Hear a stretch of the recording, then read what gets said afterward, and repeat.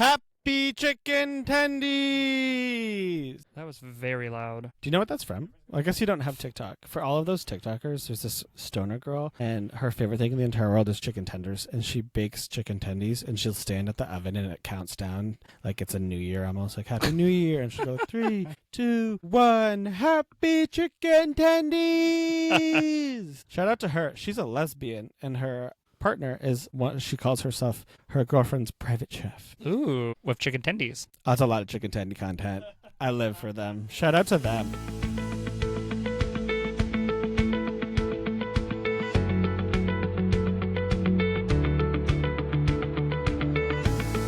Well, welcome everyone to Everyone's a Little Queer, currently queer episode 10. There we go. Hi, gay. 10 episodes in. What fun. AI is scary. Speaking AI is of currently queer news. AI is so scary. Very scary. Oh, it's so scary. Anyways, all right. Oh. All right. Well, let's get into it. First off, we're going to start with some fun petty news. I can be petty.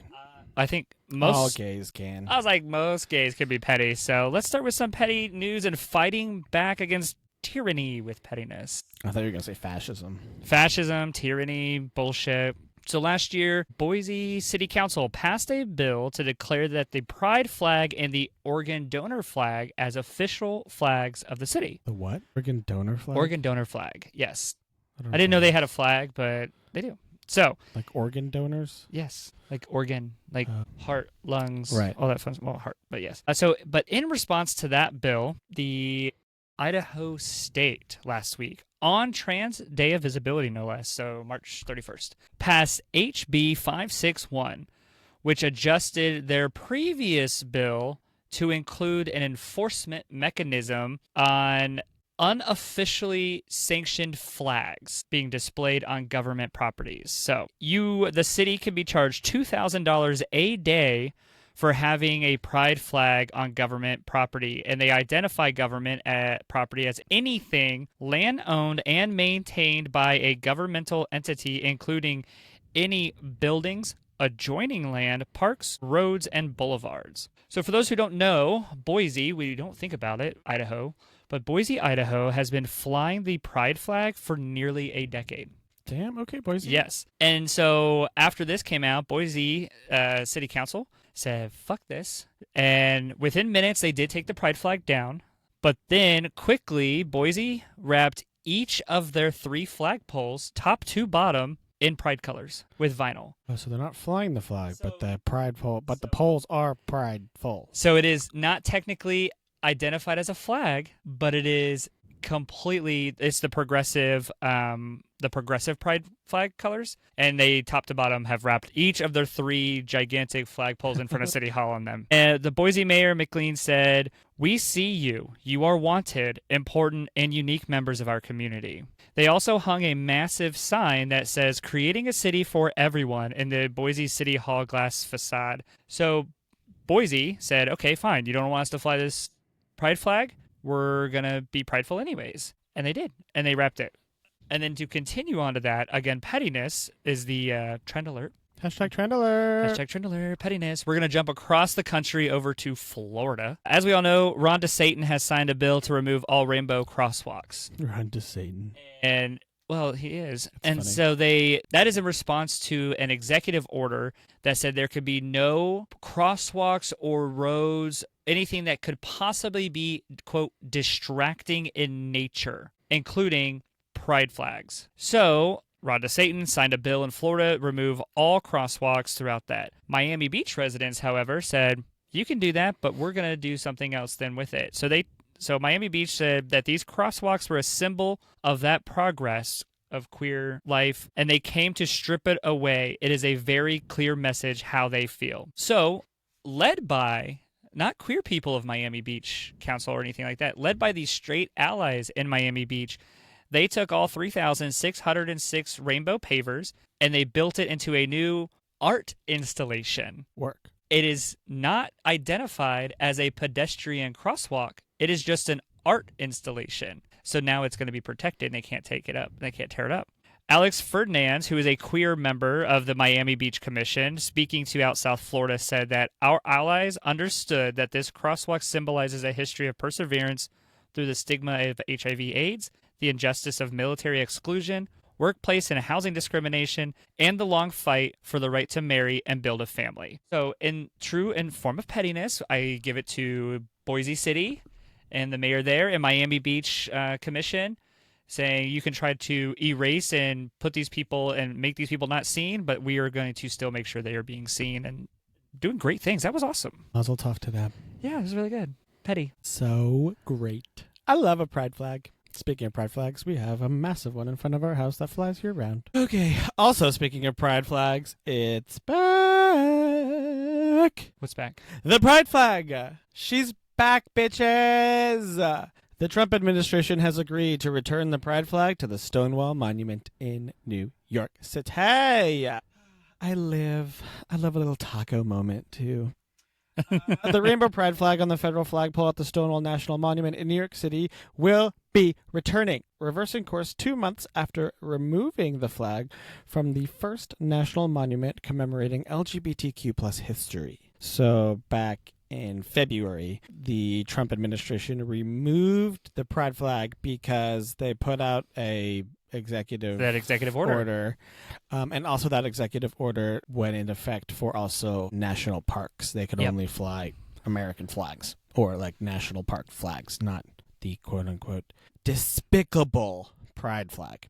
Oh God, those colors are they're just so mean. I just look at them and I get so angry. They're just so mean. But anyway, the Trump administration revealed the decision in court papers. They agreed to settle a lawsuit that was filed by advocacy and historic preservation groups fighting the blockade of the pride flag. The Department of Interior and the National Park Service have confirmed their intention to maintain a pride flag at Stonewall. Under this agreement, within a week, a pride flag or the Park Service will hang 3 flags on its flagpoles at the monument in New York City. The pride flag will be positioned below the U.S. flag in accordance with the U.S. flag code and above the Park Service flag. So the pride flag is returning to Stonewall.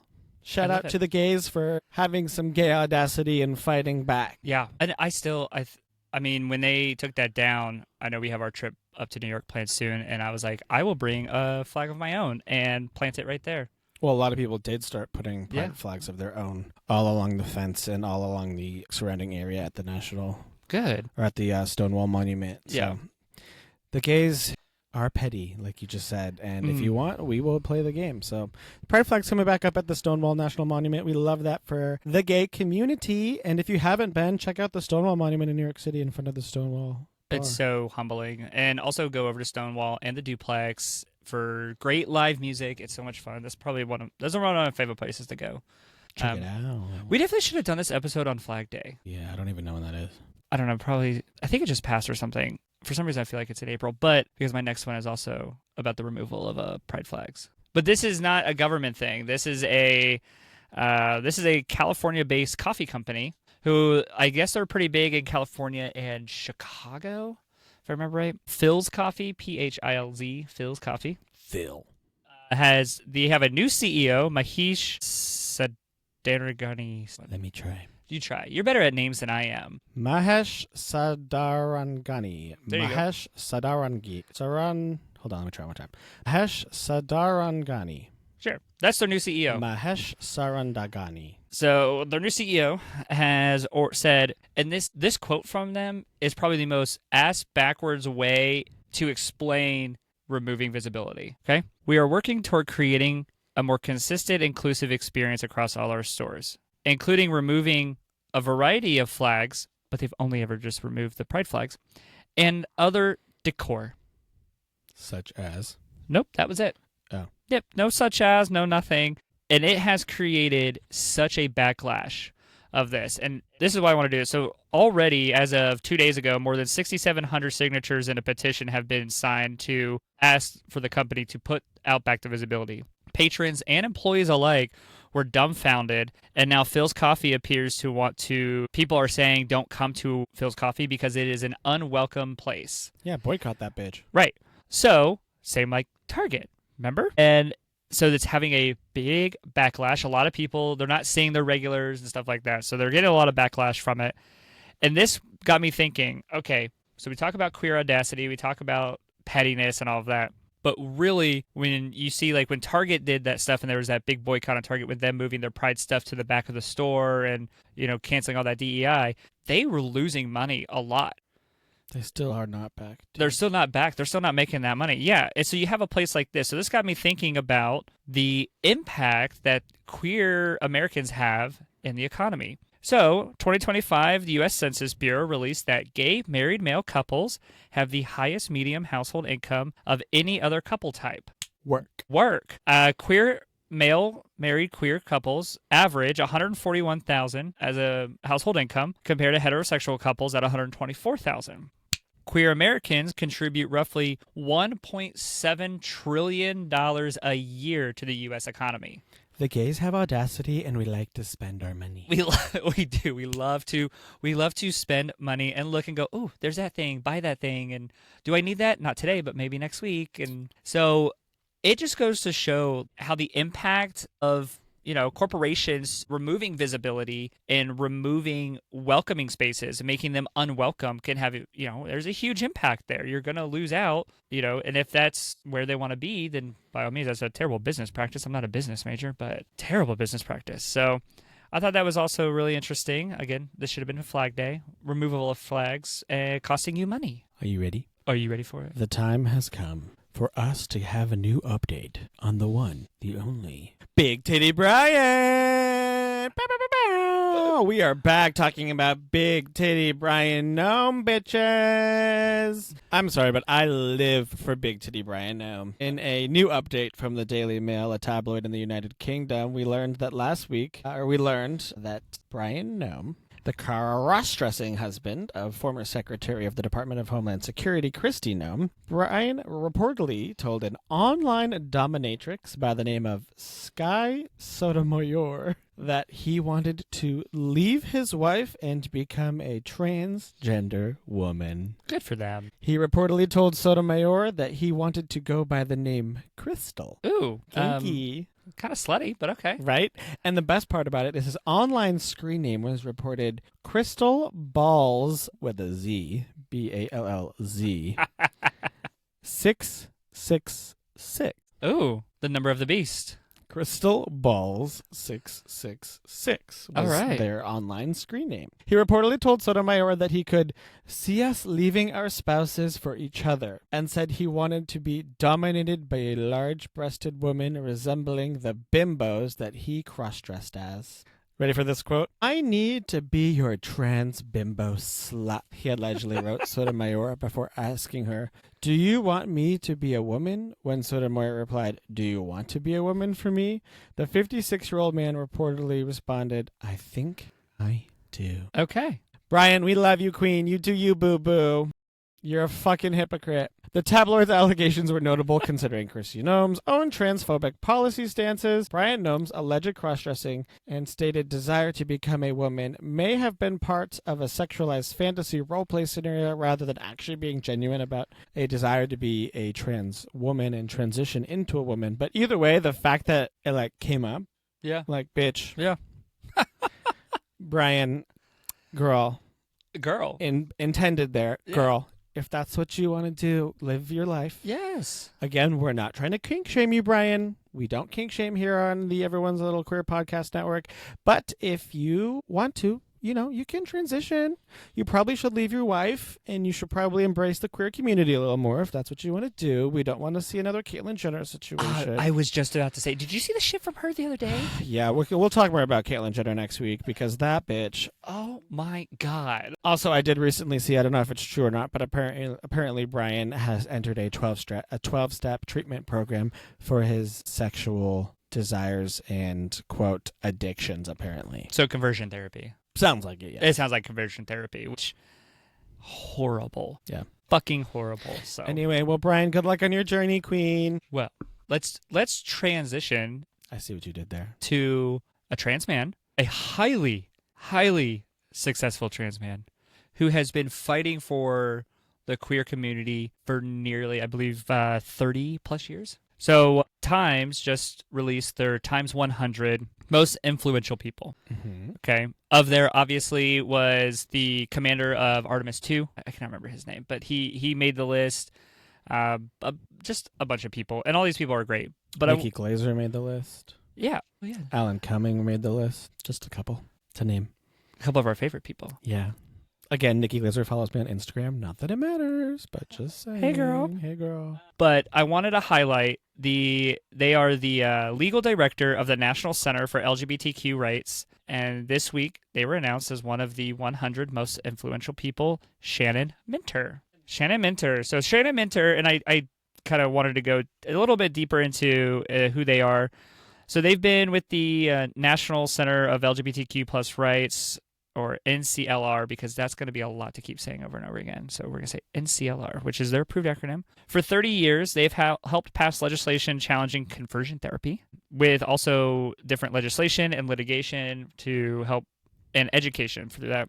They've been on legal counsel for SCOTUS decisions of Pavan v. Smith, Obergefell v. Hodges. They were one of the lead counsels on that. The Christian Legal Society v. Martinez. So they have been a part of some of the most influential and major pieces of decisions that affect the queer community in positive ways, out there fighting and continuing to fight for it. In 2015, they were appointed by then President Obama. I love you, Obama. To the President's Commission of White House Fellowships. It was the most senior transgender appointee in the history and in the Obama administration. They are the founder of the NCLR Born Perfect to end conversion therapy through legislation, litigation, and education. And they have been out there fighting to protect LGBTQ plus youth for the last 30 years. They are currently working 6 cases against the Trump administration.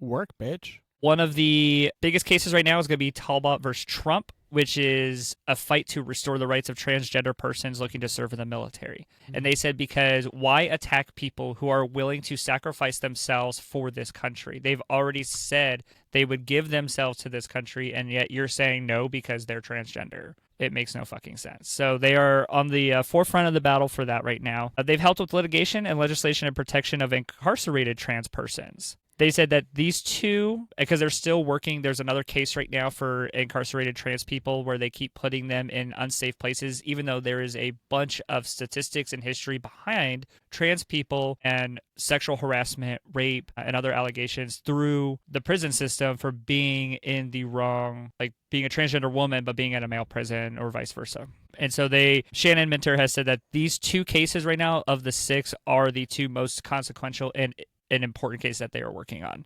to do that. And that right there too. And they said that one of the other cases that they're working on that doesn't get as much visibility out there with LGBTQ plus is asylum seekers, and especially the ones who are being deported to queer unfriendly countries, because that's happening a lot right now in this administration. And so they are there fighting to help ensure protections, one, for asylum seekers, but also especially for the LGBTQ people who are being deported, like that hairdresser who was deported to a country without any due process that was incredibly unfriendly towards queer people, that like he feared for his life going back. And that is the definition of asylum seeker, is if you are feared of persecution of your life as a marginalized person to come and be in a safe place. So Shannon Minter, top 100 times 100 influential people amongst the ranks of incredible people, but out there just kicking ass for the queer community. So we thank you, Shannon Minter, and we love to see people out there on the front lines standing up against fascism, tyranny, and bullshit. You go, sir. It doesn't have the same... It doesn't...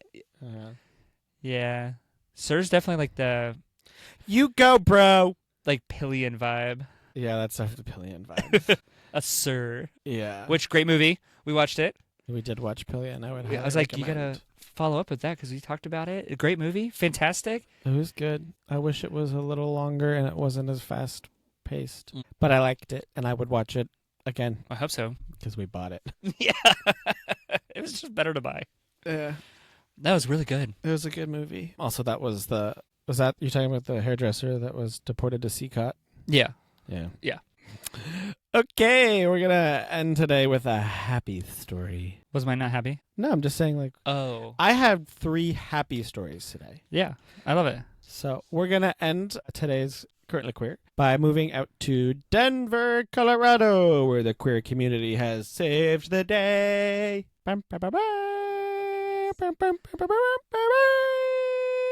Nice. Thank you. Yeah, we don't need music at all. We just have you. Okay, so in Denver, the LGBTQ plus community has raised $83,000 to save the city's only lesbian bar. Love it. Mazel tov! The Pearl, a speakeasy-themed sapphic bar and cafe, announced on Instagram on April 11th that it would be closing its doors for good at the end of the month after just 1 year in business. Dang, 1 year? That's I know. sad. They stated, "From the bottom of our hearts, we have loved getting to create a space for everybody in our community. It's communities that often get overlooked, that don't get safe spaces, and we have taken great pride in providing that space, seeing how much these communities have grown at the Pearl, and it hurts us to say that we'll be closing our doors." Management states that they worked tirelessly to find solutions, but sadly concluded that they were not in a position to continue doing business. Many patrons who were saddened by the closure encouraged the bar to start a GoFundMe to keep the bar operating. Perfect. So you know what they did?